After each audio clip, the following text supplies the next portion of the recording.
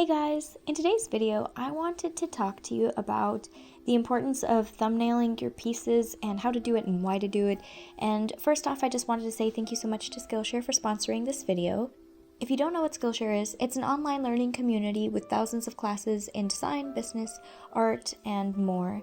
And premium membership will give you unlimited access to high-quality classes made by experts working in specific fields and teaching classes. Each class will have a different project that you can work on, and the instructor will be able to look at it and give you their feedback on your piece. So it's kind of more in-depth than a YouTube video, but a little bit less in-depth than a college class, like an online college class. So I think it's extremely helpful if you're trying to learn different skills. Premium membership is as low as $10 a month, and what's kind of funny is that my friend used Skillshare when she was trying to learn Adobe Illustrator for a graphic design class, and she told me about that, and I told her, like, well, you could have used my code, and she was like, wait, you have a code? So if you're interested in Skillshare, I will have a link down in the description with a free 2-month trial to the first 500 people to sign up, so you can take advantage of that and just try all the classes and see how you like the website. So thank you so much to them for sponsoring this video. Let's get started. So I'm going to talk about the importance of thumbnailing. When you're drawing thumbnails, you're going to be drawing very small, rough, simplified drawings that will take maybe 30 seconds to put together. When you're drawing thumbnails, you're going to be drawing very small, loose, gestural drawings that are supposed to just capture the basic feel of a larger piece you would like to create.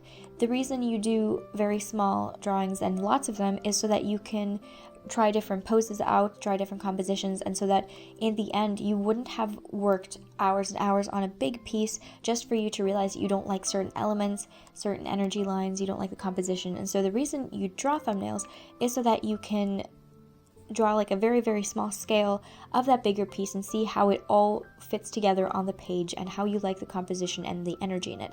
So the main reason that I would say drawing thumbnails is important is establishing energy, developing elements in the piece, and playing with various compositions. So all of these work hand in hand. I think that thumbnails are excellent in being able to draw something that's not exactly photorealistic, something that isn't really based on reference, but has a feel for what you want the final piece to be like. So establishing energy lines, having really loose gestural strokes when you're drawing thumbnails is extremely important, because that's how you can capture a feel and an essence to a piece that you want it to have. It's not going to be perfect, and after you find which thumbnail you really like, which composition works for you, and once you've come up with like a little thumbnail that you would want to become a bigger piece, you can always find reference to make your drawing look more realistic.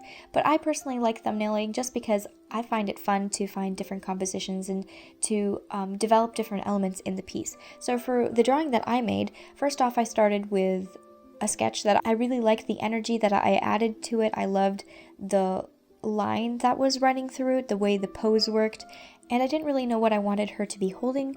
I first kind of drew a little bouquet of flowers, and it kind of turned out looking aggressive. It kind of turned out looking like Cruella de Vil in my mind, holding a bouquet of roses, and it didn't really make any sense. But I knew that I wanted my drawing to be sort of an outfit photo with some trousers and some little pointier shoes.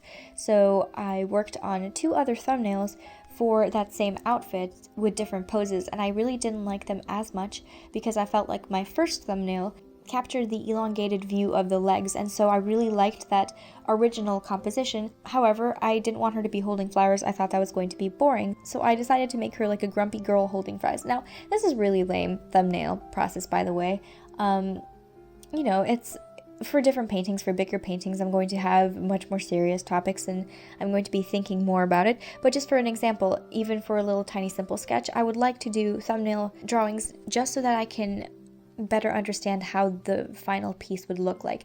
If I had went straight into this drawing working just on the head and then adding the rest of the body, I would probably have come up maybe with a cute drawing, maybe, but I know for sure that I wouldn't have had the fluidity that I have in the piece, since it was something that I put in the thumbnail, something that I specifically wanted, and I redrew it a little bit more detailed in a larger thumbnail just so that I could figure out what it would look like a little bit more realistically. So whenever I'm thumbnailing, I will always start with a very small rough sketch. If I really like a thumbnail, I'll make it a little bit bigger and add a little bit more detail to it and refine it a little bit more, adding more elements that I like and taking something out of the previous thumbnail that I didn't like.